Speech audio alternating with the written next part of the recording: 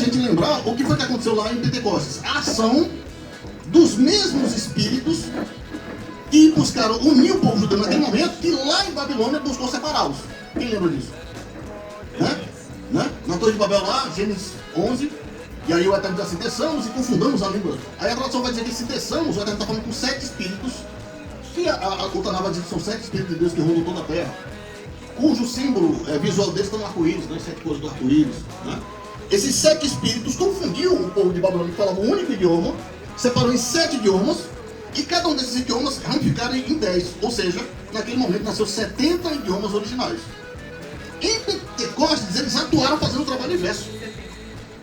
Ao invés de confundir, agora eles criaram um meio de que todos se entendessem, milagrosamente. Isso é interessante, não é? E fica a pergunta, por exemplo, que Pedro que vai se pronunciar, ele que não, agora os irmãos estão bêbados e tal. Vamos focar em Pedro. A pergunta é, Pedro realmente falou 70 idiomas? Teria sido esse o milagre? Ou cada indivíduo ouviu o que Pedro disse no seu próprio idioma, à sua maneira? Né? Né? Mas essa opção B, né, que seria cada um ouvir a sua maneira, é lógica sim, e lógica, essa lógica flerta com o místico. Né? Para aqueles que praticam o que chamam de viagem astral, né? Eles dizem que nesse estado de consciência, o espírito vaga pelas bibliotecas, consulta qualquer livro, e para esses os livros se tornam inteligíveis, independente do idioma. Eles captam o espírito do livro, não o idioma que o livro está escrito. Eu não sei inglês, mas se eu estiver nesse estado de espírito, eu vou saber inglês. Eu não sei russo, mas se eu estiver nesse estado de espírito, eu pego o livro lá e vou conseguir ler o livro em russo. Ou seja, não é o livro que está mudando o idioma, é eu que estou conseguindo captar o espírito do autor.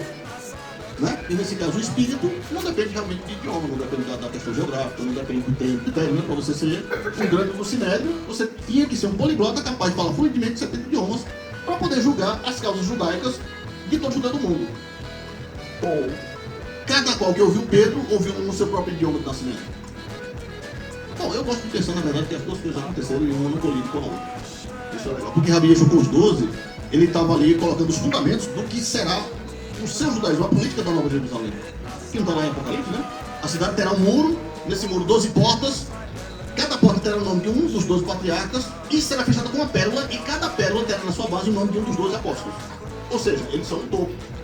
Abaixo desse topo você tem o Sinédrio, que seria os 70, que ele também vai fazer discípulo, né? Os 70, o texto lá vai falar sobre isso. Entendeu? Não? Ou seja, a Bíblia está instituindo o seu próprio Sinédrio.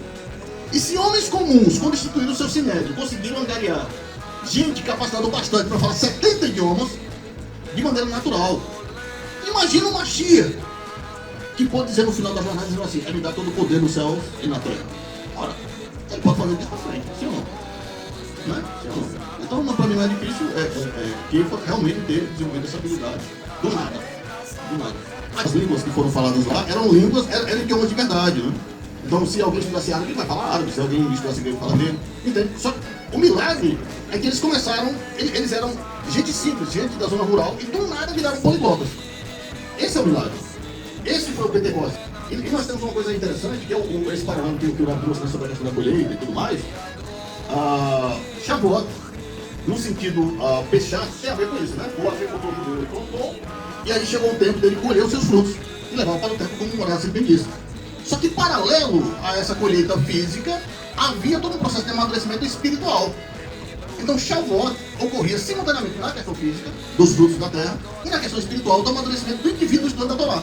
E quando chegou lá, em Atos 2, se eu não estiver enganado, né? E o fenômeno de Pentecostes se manifesta, quem eram aqueles que estavam falando em línguas, literalmente em idiomas, né? Quem se tornou poliglota? Aqueles que espiritualmente foram colhidos pelos céus. Né?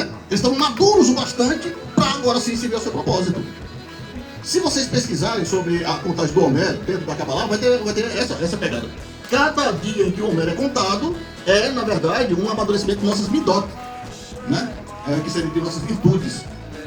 Né? Então, desde o segundo de Pessah até a culminância lá em Shavuot, a cada dia nossas midotas têm que estar amadurecendo, né? Elas têm que ir prosperando, entende? Né? Enquanto a nossa haverá tem que estar minguando.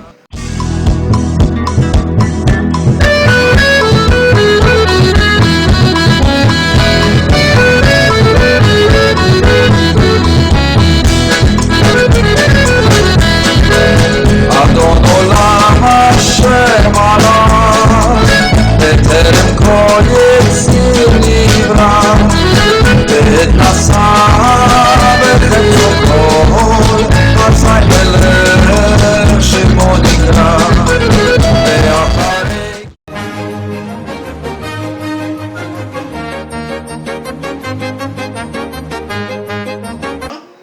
não tenho, eu tô com medo disso aí, eu não conheço. Mas bote, já tá tudo perdido mesmo.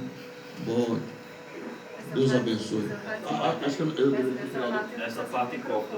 Perdão, eu ainda estou me acostumando com o microfone. Reflexão sobre Chavote. Aí aqueles cortes, shorts, reels. Tá tudo perdido. Não é?